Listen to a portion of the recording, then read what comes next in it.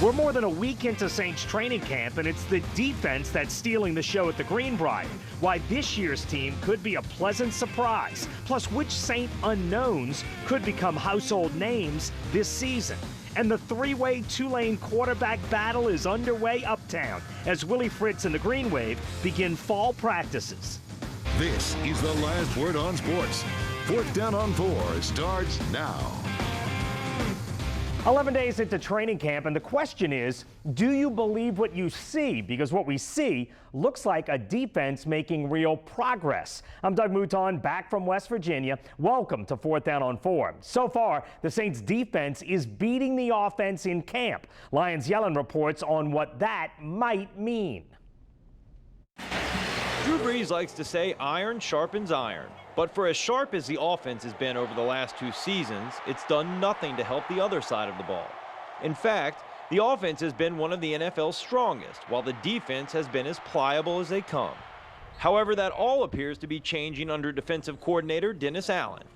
I think Dennis does a good job communicating with the players and the staff on the expectation level of each defense we call, and then the things that don't require any talent, you know, the toughness, the energy, the effort to the ball, all those things that everyone out here can do. And then does a good job of holding those guys accountable, you know, making sure every one of them, you know, are doing it.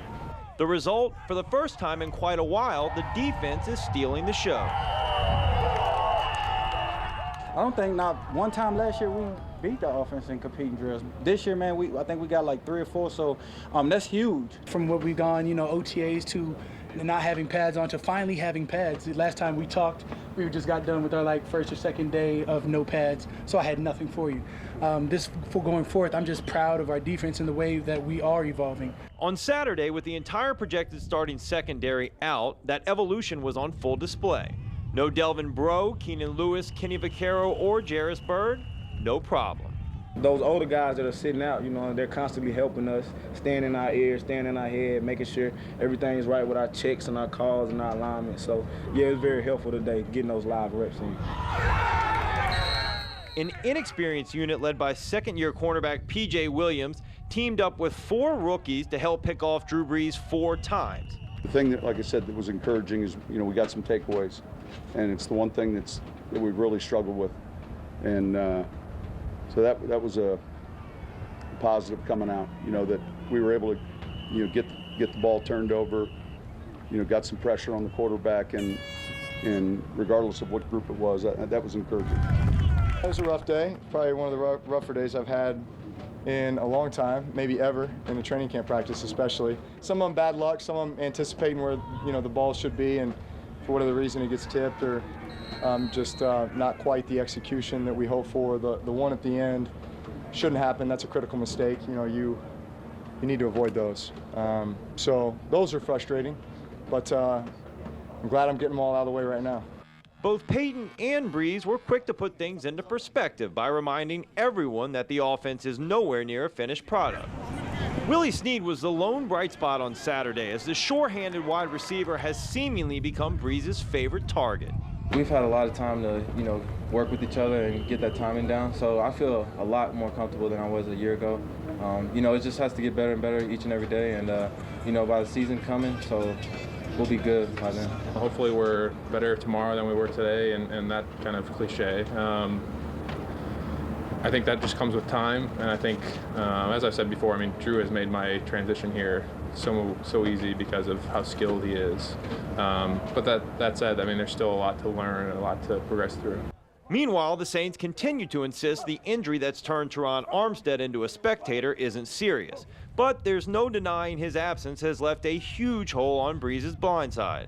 In the meantime, the offensive line has been shuffling guys around, trying to find the right combination, with Andres Pete and Cineo Calamente pulling double duty at tackle and guard. I think it's just help building more chemistry and help building, help building more skills at different positions. So what does it all mean? Has the defense truly improved, or is it possible the offense has just regressed? 9 practices in, we really just don't know. But with dual practices and the first preseason game in New England on the horizon, we'll have answers pretty soon. Perhaps Cam Jordan said it best, quote, We haven't arrived anywhere yet, but we are trying to arrive somewhere. Reporting with the Saints in West Virginia, Lions yelling, 4th down on 4. All right, thanks, Lions. Cam Jordan, meanwhile, is one of several Saints having strong camp so far. Jordan has been dominant in the early going. The term unblockable has been used a bunch to describe Cam Jordan so far this summer. With the Saints showing signs of an improved push in the middle, Jordan could be in for a big season on the outside. The other Saints defender who looks like a star in the making is cornerback Delvin Breaux. Mike Detillier calls Breaux the most talented cover man in Saints history. That's saying a lot.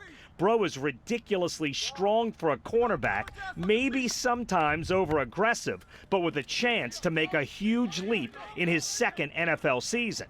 The real question mark on defense right now is Keenan Lewis, who put on pads for the first time Wednesday. Sean Payton said it was no setback when he didn't practice on Thursday, but then Lewis missed Friday and Saturday, putting his health very much in doubt.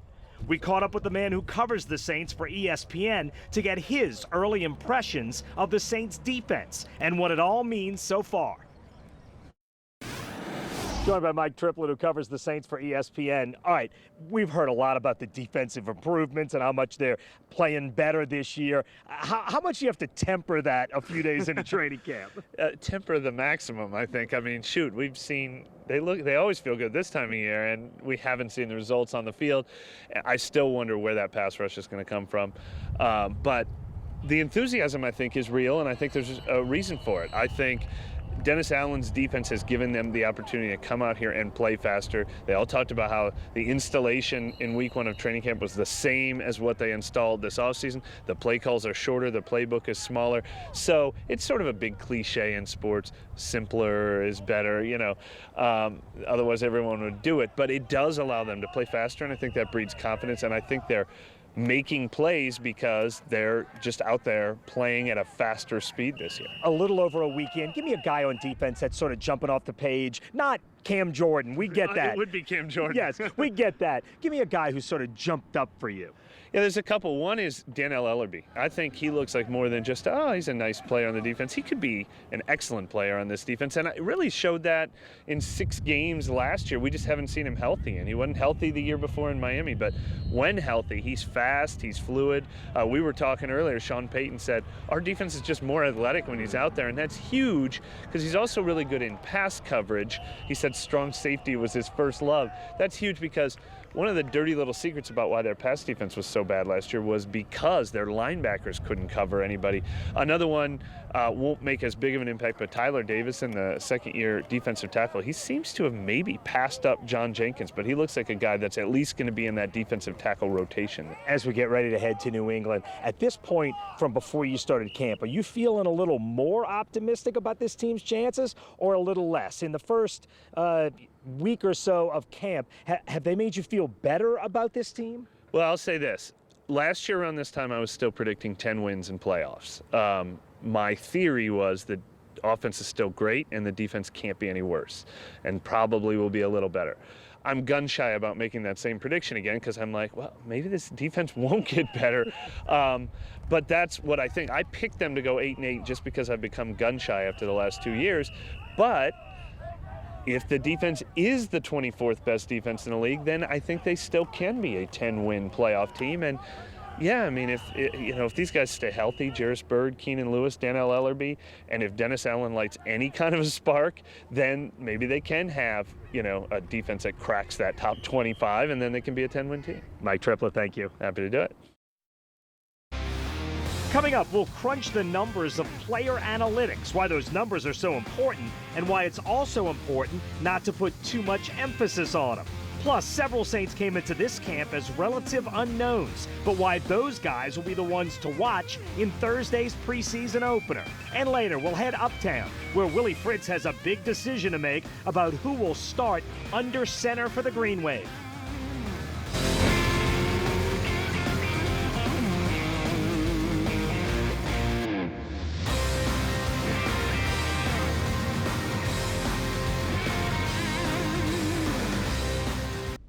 You hear us talk about the website a lot, Pro Football Focus. They specialize in almost baseball-like new age analytics, and the audience for that is growing. The website made a visit to Saints training camp in West Virginia, as Lions Yellen reports.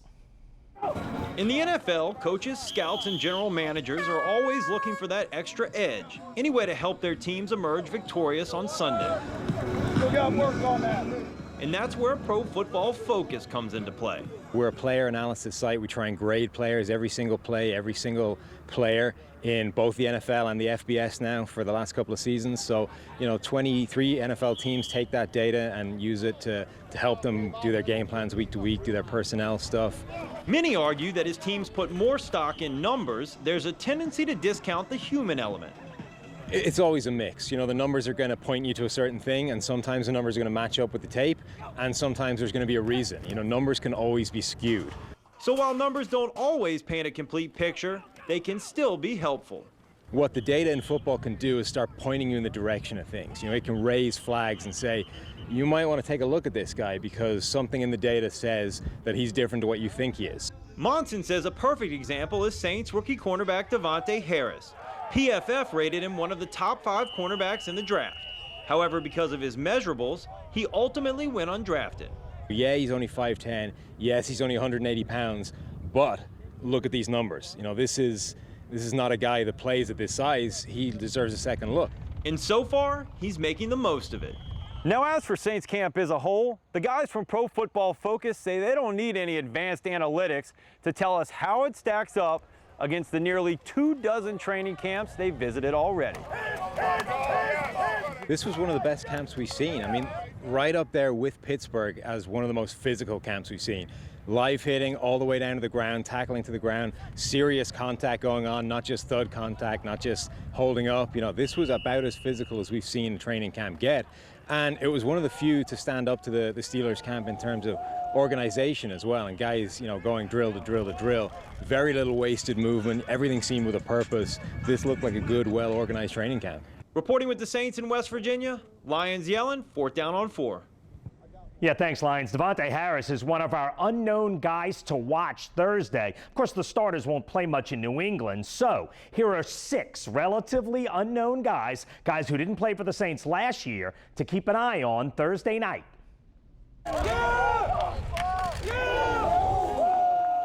Referees said afterwards Daniel Lasco would have been penalized for using the crown of his helmet on this hit.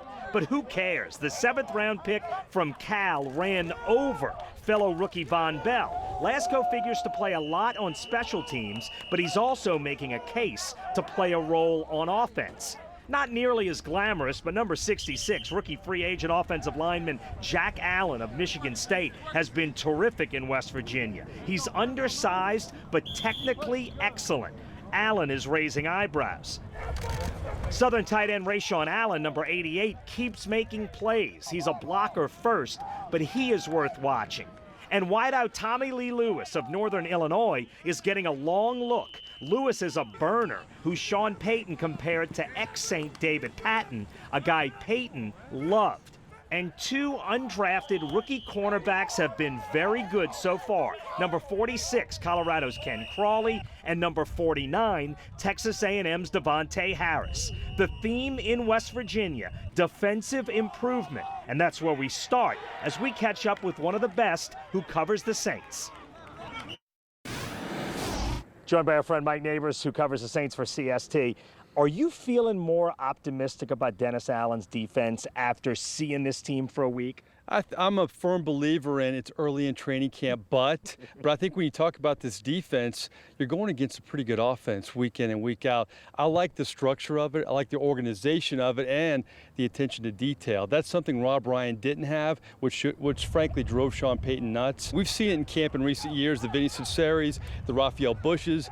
the safeties have been snake bit, and now we're seeing guys like Von Bell, who's looked really impressive for a rookie so far in this camp, has had 2 picks, has had some good hits, and then you have a guy by the name of P.J. Williams, who we didn't see at all last year, was a 3rd-round pick, had the hamstring injury. I really like his confidence. It's rare to see a day go by here at the Greenbrier where we don't see P.J. Williams making a play. Yeah, no doubt about it. Given that, obviously for the Saints to get back to the playoffs, the defense has to make the improvements. At this point, and I know it's super early, is this a playoff team? You got a crystal ball up. What do you think? I'm still holding on 8 or 9 wins right now. I think there's a lot of ifs, and when you're looking at a football team with a lot of ifs in the month of August, you want to kind of downsize those ifs, and that's what the preseason is about. Sean Payton has put a premium on these preseason games. We haven't heard that a lot from him in past years, but I think he knows there are a lot of question marks for this football team, especially on defense. You got to stay healthy, and you got to see these young guys improve. Now, Cam Jordan said it early in this camp, when you talk about this defense, there were a lot of great performances last year. He wants to see what those guys do from year 1 to year 2. Once we see that, maybe I'll say playoffs. Mike Neighbors, thank you. No problem. Still ahead, 3 Green Wave players, including a former Mandeville skipper, are vying for the starting quarterback job. Which guy has the inside track, and who has some catching up to do? That story when we come back.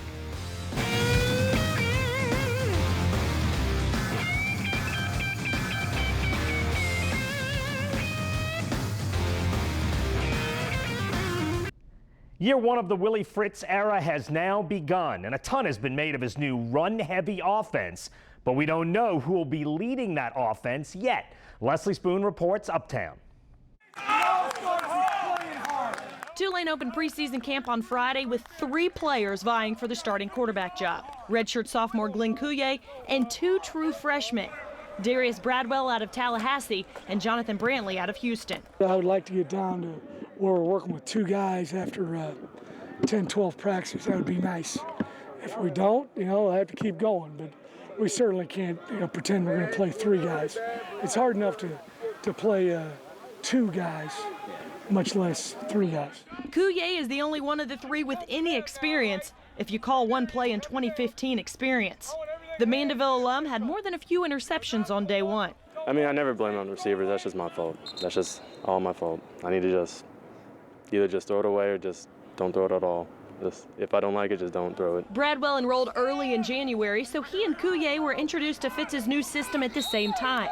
Bradwell was committed to Georgia Southern, but followed Fritz to New Orleans because he believed he could start as a freshman. I wouldn't come if I didn't feel that way. I mean, the first thing he told me, he's coming to Tulane. If you want to play, come to Tulane. So that's what I did. Brantley didn't arrive at Tulane until June 1st, so he's behind the curve. He said a grad assistant caught him up to speed, and he's been spending all of his time at the facility watching film and learning the playbook. I just got to get to where I'm comfortable in a new offense, you know what I'm saying? It's completely different scheme than what I ran in high school, because we was more of a true spread, and it's more like an option, so you got to make the adaptation to it. So what's going to be the deciding factor between the 3? When the pads come on, Fritz will really be able to evaluate. The big thing, we just got to see how these guys, when it's time for them to run the football, they got to put their foot in the ground and get vertical and have contact courage and get north and south and be a running back. I've told these guys that, I think all of them throw the ball well enough to play quarterback for us. The guy's the best runner is going to play for us. I want to, when our quarterbacks are running it, I want to think that Dontrell Hilliard's running the ball. That's what we're looking for.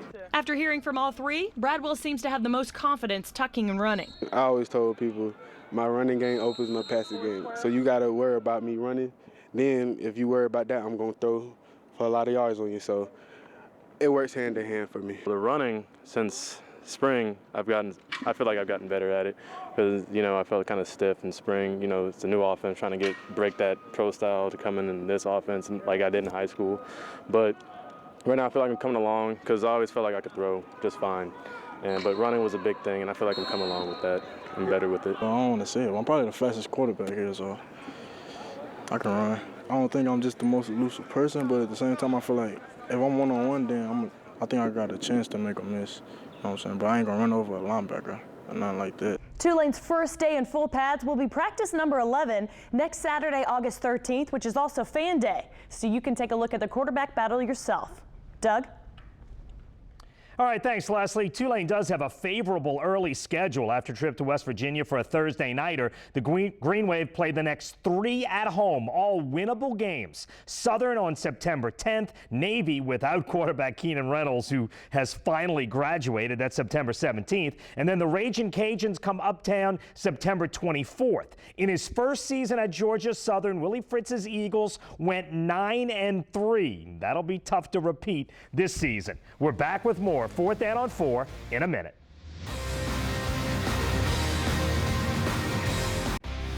We'll be with the Saints for all of this unusual preseason. Lions Yellen reports Monday with the Saints in West Virginia. Then Leslie Spoon joins them in New England Tuesday to Thursday. And then Lions will be waiting for them when they get back to the Greenbrier Friday. Lots of traveling, and we'll be there. For Leslie Lyons, producer Danny Rockwell, and photographer Adam Ney, I'm Doug Mouton. Thanks for watching. We'll see you next week on 4th Down on 4.